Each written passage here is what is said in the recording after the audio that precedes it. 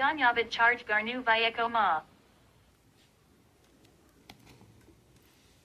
Charge nanakalnu full vako zaina. तपाईहरु पनि आफ्नो फोन चार्ज गर्दाखेरि यस्तै चार्जिङ साउन्ड इफेक्ट राख्न चाहनुहुन्छ भने प्ले स्टोरमा गएर यो एप्लिकेसन इन्स्टल गर्नुहोला।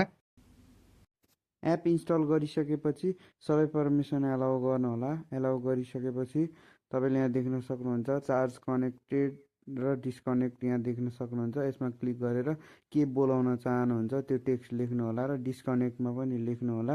यति गरेर सेट गर्नुहोला।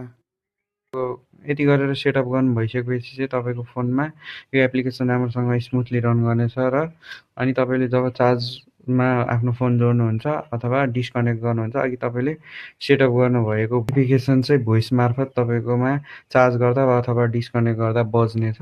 तपाईले यो एप कस्तो लाग्यो कमेन्ट गर्नुहोला। अनि यस्तै थप नयाँ भिडियो डेली हेर्न चाहनुहुन्छ भने मलाई फलो गर्न नबिर्सिनु होला।